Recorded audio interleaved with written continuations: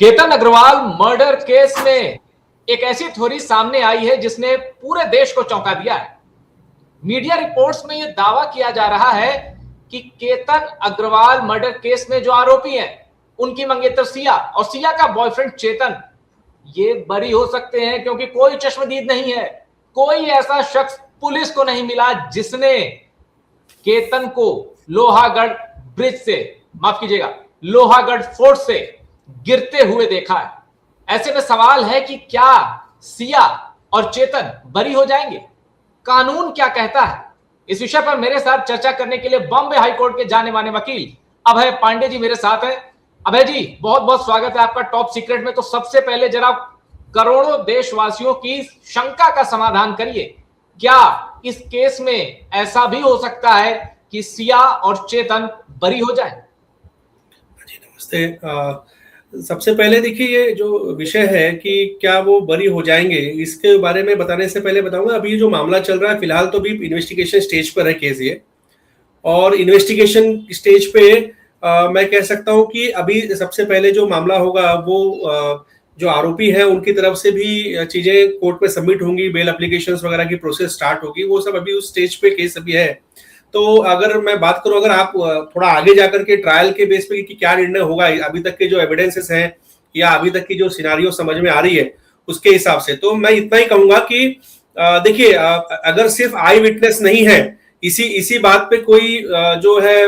आरोपी छूट जाएगा, ऐसा नहीं होता है जनरली, क्योंकि बहुत सारी चीजें जो है कोर्ट देखती है, जैसे कि अभी इस मामले में सीडीआर रिपोर्ट अभी निकलना या उसके बारे में चीजें आना बाहर बाकी है, सीडीआर रिपोर्ट्स की क्या कहना है। और उसके बाद फिर अगर सर्कमस्टेंसेस एविडेंसेस जो होते हैं वो बहुत स्ट्रांग है, मतलब वहां पर सीसीटीवी फुटेज मिले हुए हैं, वहां पर उसका जो बॉयफ्रेंड है वो भी वहां पर मौजूद था, हुडी वगैरह पहना हुआ था, ऐसे बहुत सारी रिपोर्ट्स मीडिया में आई है,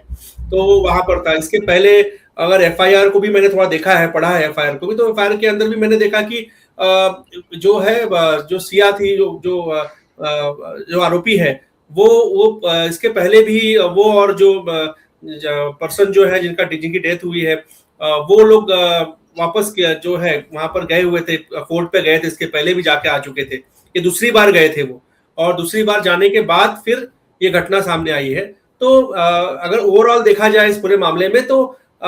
बचने के चांस ऐसा नहीं कहा जाता कि बच जाएंगे, लेकिन हाँ, एक पहलू जरूर होता है कि आई विटनेस अगर नहीं है तो वो अपनी जो दलीलें हैं कोर्ट के सामने जब रखते हैं, तो वो बचाव पक्ष जो है वो हमेशा उस चीजों को ज्यादा प्रेशराइज करता है, ज्यादा ही चीजें कोर्ट में बताता है कि आई विटनेस नहीं है, सब चीजें नहीं है। लेकिन एक पहलू ये भी माना जाता है कि वो वहां पर उसका बॉयफ्रेंड क्यों गया था, वो बॉयफ्रेंड के कांटेक्ट में थी, लास्ट सीन जो स्टेज, मतलब अगर देखा जाए तो लास्ट कौन था उसके साथ, जो जिसका मर्डर हुआ उसके साथ लास्ट व्यक्ति कौन था, तो वो भी एक पार्ट है। तो ये सारे पार्ट ट्रायल के होते हैं। अच्छा, जितना केस आपने स्टडी किया है, आपको क्या लगता है? देखिए, जो आरोपी हैं, सिया 20 साल, चेतन उसका बॉयफ्रेंड 22 साल, तो इतनी उम्र में इतनी परफेक्ट प्लानिंग के साथ किसी काम को करना, मैं मीडिया रिपोर्ट्स को कोट कर रहा हूं जिसमें यह कहा गया है कि जनवरी के महीने में चेतन और सिया ने यह तय कर लिया था केतन को मारना है, क्योंकि फरवरी में दोनों की सगाई हो गई थी। अब उसके बाद ये जो 5-6 महीने बीते हैं, इसमें मर्डर की प्लानिंग करना, मीडिया रिपोर्ट्स में यह भी है कि गूगल पर सर्च किया गया, ऊंचे जगह से धक्का दे, कैसे बचे, ये तमाम चीजें मीडिया में सामने आई हैं। आपको क्या लगता है, जिस हिसाब से आपने इस केस की स्टडी की है, ये 20 साल और 22 साल की उम्र में ये जो घटना को अंजाम दिया गया है, क्या इसे आप परफेक्ट मर्डर कह सकते हैं? देखिए, प्राइमा फेसिया अभी जो समझ में आ रहा है मीडिया रिपोर्ट से, क्योंकि अभी जो ये मामले में जो उनके आरोपी के वकील हैं, या कह सकते हैं कि जो पब्लिक प्रोसिक्यूटर है, उनकी तरफ से तो मुझे नहीं मालूम कि क्या चीज सबमिशन हुई है, या अभी तक कोर्ट में भी वो बेल के लिए तो शायद मेरे ख्याल से अभी तक सबमिशन किया भी नहीं होगा, मुझे लगता है, जहां तक समझ में आता है। तो अभी तो चीजें सामने आना बाकी है। देखिए, मीडिया रिपोर्ट्स में जो चीजें आ रही है वो मीडिया के सोर्सेस के थ्रू आ रही है, लेकिन जो कोर्ट में मामला चलेगा वो मामला बाकायदा पेपर वर्क के साथ चलता है, और जो पुलिस इन्वेस्टिगेशन की जो स्टेज है उसके बेसिस में सब चीजें चलती है, सामने आती है। तो अगर मैं कहूँ कोर्ट की बात, अगर मैं लीगल पॉइंट से देखूं, तो अभी भी बहुत सी चीजें ऐसी हैं जो सामने आना बाकी होगा। इन्वेस्टिगेशन ऑफिसर्स अभी जो है वो इन्वेस्टिगेशन में लगे होंगे, तो वो उस सब चीजों को अभी तहकीकात उनकी चल रही होगी। तो मुझे ऐसा लगता है कि बहुत अर्ली है ये अभी कह पाना कि क्या क्या थ्योरी है, क्योंकि थ्योरी बहुत सारी सामने आती है, लेकिन जब कोर्ट में मामला जाता है तो उस समय पेपर पे क्या चीजें आती है वो बड़ा इंपॉर्टेंट है। तो अभी तक जो सुनने में आ रहा है वो यही आ रहा है कि बच जाएंगे, आई विटनेस नहीं है, तमाम चीजें हैं, लेकिन हमारे देश में बहुत सारे ऐसे केसेस हैं बड़े जहां पर आई विटनेस नहीं था, बट वहां पर जो सर्कमस्टेंशियल एविडेंसेस थे उस आधार पे कन्विक्शन हुए हैं। तो ऐसा कहना बहुत अर्ली होगा कि कोई भी बच के निकल जाएगा। अच्छा, ये बताइए, हम अक्सर देख रहे हैं कि जैसे ही इस केस की मीडिया में कवरेज शुरू हुई, हमने देखा कि दोनों परिवारों की ओर से फैमिली मैन सामने आए, दोनों पक्ष की ओर से माता पिता भी सामने आए। क्या इस दौरान जो मीडिया के कैमरे पर इंटरव्यू दिए जाते हैं या जो बयान दिए जाते हैं, क्या कोर्ट में इनकी भी वैल्यू होती है क्या, या पुलिस इन्वेस्टिगेशन में? देखिए, बयान किसके लिए जाते हैं, अगर हम बात करें ट्रायल की, तो जो पुलिस इन्वेस्टिगेशन करती है और जो चार्जशीट फाइल करती है, उस चार्जशीट में जितने लोगों को पुलिस विटनेस बनाती है, वो विटनेसेस का जो भी है वो, और प्लस जो कंप्लेनेंट है उनके उनके जो है क्वेश्चन आंसर उनके होते हैं, उनके ट्रायल में वो हिस्सा लेते हैं और ट्रायल में उनकी बातें रिकॉर्ड पर आती है। ठीक है। अच्छा, एक ब्रेकिंग न्यूज दे दूं मैं दर्शकों को, फिर मैं अभय पांडे जी से उस पर भी सवाल पूछूंगा।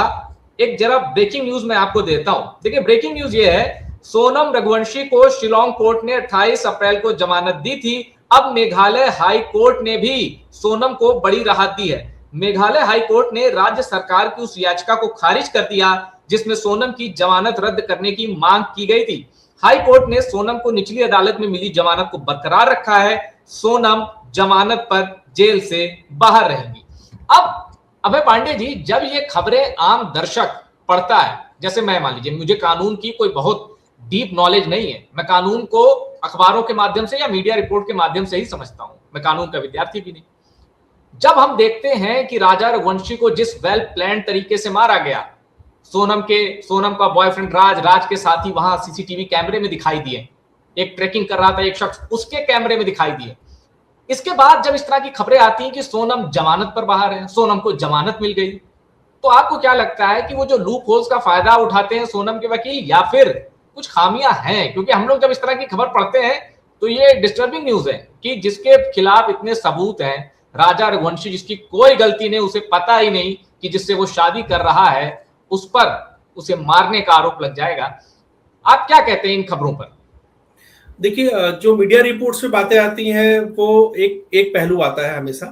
कारण ये है कि जो कोर्ट में जो चीजें चलती हैं, तो अगर मान लीजिए कोई आरोपी है, उसने बेल एप्लीकेशन कोर्ट में लगाई है कि उसे बेल मिल जाए, तो उस समय सबसे इंपॉर्टेंट पार्ट ये होता है कि कोर्ट ये देखती है कि ये पर्सन कहीं भाग तो नहीं जाएगा। पहली चीज, जो पर्सन है वो पर्सन का जो चार्जशीट है उस मामले में वो चार्जशीट फाइल हुई है या नहीं हुई है, जो इन्वेस्टिगेशन एजेंसी है उसकी इन्वेस्टिगेशन कहाँ तक पहुंची है, जो उस पर आरोप है उस आरोप में उसका जो फैक्ट है बाहर निकलने के लिए जो फैक्ट्स वो सबमिट कर रहा है कोर्ट में, वो कितना स्ट्रांग है सबमिट कर रहा है। और उसके साथ ही साथ ये सारी चीजें होती है। अक्सर अगर मैं मर्डर की बात करूं तो चार्जशीट जब तक फाइल नहीं होती तब तक अमूमन जो कोर्ट है वो माननीय न्यायालय जो होते हैं वो हमेशा देखते हैं इस चीजों को कि कभी भी कोई व्यक्ति आरोपी जो है वो कोई एविडेंस के साथ छेड़छाड़ ना करे, क्योंकि बहुत पहलू, क्योंकि कोई भी केस ट्रायल तभी सक्सेसफुल होगा, अच्छा ट्रायल माना जाएगा जहां पर सबूतों के साथ छेड़छाड़ ना हो। तो इस पहलू को बहुत ध्यान देते हुए हमारे जो न्यायाधीश हैं और जो हमारे जजेस हैं हमारे देश में, वो बहुत केयरफुल रहते हैं उस चीजों में कि मर्डर जैसे सेंसिटिव मामलों में तो बहुत ज्यादा। तो ऐसा माना जाता है कि बेल एप्लीकेशन में सब पहलू देखने के बाद फिर कहीं जाकर के बेल की प्रोसेस होती है। और हमारे माननीय उच्च न्यायालय ने, सर्वोच्च न्यायालय ने बार बार कहा है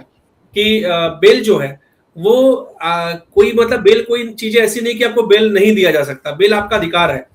जेल जो है वो एक्सेप्शन है ऐसा माना जाता है, क्योंकि जेल में रहना कोई जरूरी नहीं, लेकिन आप अगर कोई चीज एविडेंसेस को डिस्ट्रॉय कर रहे हो या किसी को थ्रेट दे रहे हो और आप चाहते हो कि आपको बेल मिल जाए दोबारा, तब वहां कोर्ट बड़ा स्ट्रिक्ट रहता है। लेकिन अमूमन देखा गया है कि जब चार्जशीट फाइल हो जाती है और ट्रायल शुरू हो जाता है तो कोर्ट हमेशा थोड़ा सा उस पार्ट पे रिलैक्स रहती है कि ठीक है बेल की बात है तो सारे पॉइंट्स देख करके अश्योर हो जाती है कि हाँ ठीक है, ये कोई चीज कंडक्ट इसका मिसकंडक्ट नहीं होगा, ये ट्रायल को अच्छे से फेस करेगा, ये भागेगा नहीं, ये एविडेंसेस जो है उसको या किसी विटनेसेस को दबाव नहीं डालेगा, ये सब पहलू देखने के बाद बेल देती है। अब आखिरी दो सवाल। एक सवाल ये बताइए कि जैसे हमने देखा कि सिया 20 साल, आरोपी चेतन, उसका बॉयफ्रेंड 22 साल उम्र है, इस केस में ये केस कैसे चेंज होता या क्या टर्न लेता अगर सिया और चेतन, इनकी उम्र 18 से कम होती या जुवेनाइल होते, फिर कैसे ये केस आगे बढ़ता? तो जुवेनाइल एक्ट के अंदर चीजें चलती, वो जुवेनाइल होते तो उस समय अगर उनकी उम्र कम है तो उस हिसाब से कोर्ट भी चीजों को देखती और उसके पीछे का मकसद क्या था वो देखती, तो थोड़ा सा देखने का नजरिया बदल जाता। कानून तो है, कानून उसमें भी है, लेकिन चीजें थोड़ी सी बदल जाती है। जब आदमी जो है उम्र उसकी कम है तो उस समय उसके हिसाब से चीजें चलती हैं। ठीक है, अब आखिरी सवाल, आप क्या देखते हैं इस केस का फ्यूचर, भविष्य में क्या होगा, या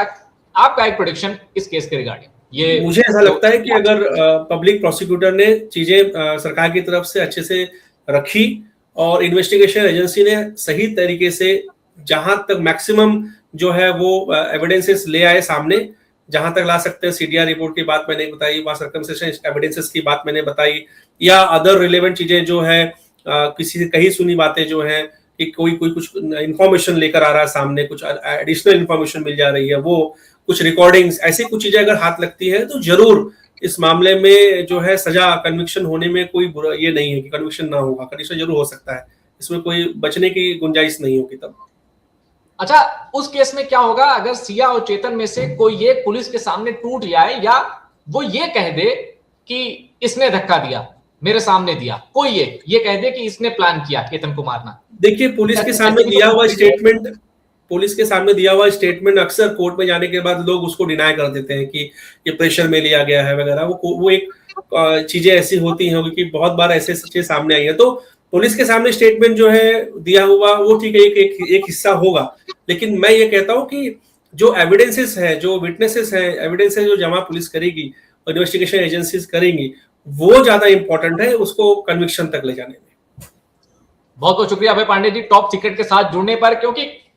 मैं फिर कहता हूं कि जब हम देखते हैं कि इतना बड़ा जुर्म हुआ है जिसने पूरे देश का ध्यान खींचा है, एक बेगुनाह की जान चली गई जो अपनी शादी की तैयारी कर रहा था, वो 400 फीट ऊंचाई से गिरकर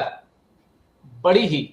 बेरहम मौत का शिकार हो गया। और उसके बाद जब इस तरह की खबरें आती हैं कि जिन पर उसको मारने का आरोप है वो बरी हो सकते हैं क्योंकि कोई चश्मदीद नहीं है,